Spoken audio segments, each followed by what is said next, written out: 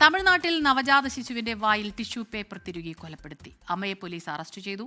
മാർത്താണ്ഡം സ്വദേശി ബെനിറ്റ ജയ എന്ന ആളാണ് അറസ്റ്റിലായത്. ഭർത്താവ് തന്നേക്കാൾ കൂടുതൽ സ്നേഹം കുട്ടിയോട് പ്രകടിപ്പിച്ചു. അതിലെ പകയാണ് കൊലപാതകത്തിന് കാരണം.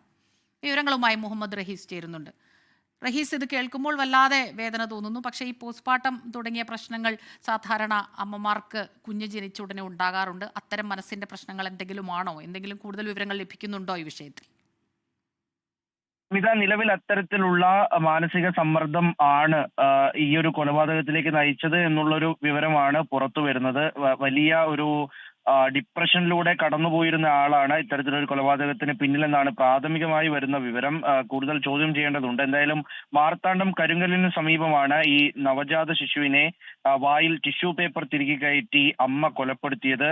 കരിങ്കൽ പാലൂർ കാട്ടുവിള സ്വദേശി ബെനിറ്റയെ ഇപ്പോൾ അറസ്റ്റിലായിട്ടുണ്ട്. ഇവർക്ക് 21 വയസ്സ് മാത്രമാണ് പ്രായമുള്ളത്. ഡിണ്ടിഗൽ സ്വദേശിയായിട്ടുള്ള കാർത്തികുമായി ഈ വിവാഹത്തിലായിരുന്നു ഇവർ. കാർത്തികാണ് ഭർത്താവ്. അങ്ങനെ കുട്ടി ഉണ്ടാകുന്നു. കുട്ടി ഉണ്ടായതിനു ശേഷം ഈ ബെനിറ്റ ജയയുടെ വീട്ടിലേക്ക് എത്തുന്നു.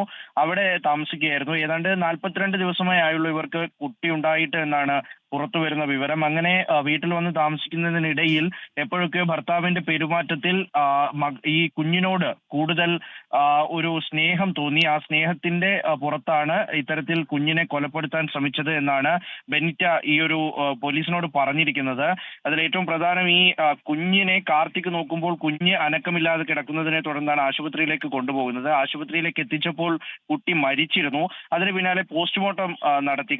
കാര്യമായ പ്രശ്നമൊന്നുമില്ലാതെ ഉറങ്ങാൻ കിടന്ന കുഞ്ഞാണ് മരിച്ചത്. അപ്പോൾ അങ്ങനെ പോസ്റ്റ്മോർട്ടം നടത്തിയതിനെ തുടർന്നാണ് ഇത്തരത്തിൽ കുഞ്ഞ് കൊല്ലപ്പെട്ടതാകാം എന്നുള്ള ഒരു നിഗമനത്തിലേക്ക് എത്തുന്നത്.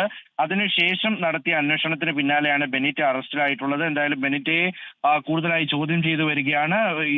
ഇവർ മാനസിക പ്രശ്നത്തിലായിരുന്നു എന്നാണ് അറിയുന്നത്. സ്മിത, ലോകത്തെവിടെയായാലും ഏത് സമയത്തും 24 വാർത്തകളും ഓഗ്മെന്റഡ് റിയാലിറ്റി പാക്കേജുകളും എക്സ്പ്ലെയിനറുകളും വിശദമായി കാണാൻ ഞങ്ങളുടെ യൂട്യൂബ് ചാനൽ നിങ്ങൾക്ക് സബ്സ്ക്രൈബ് ചെയ്യാം.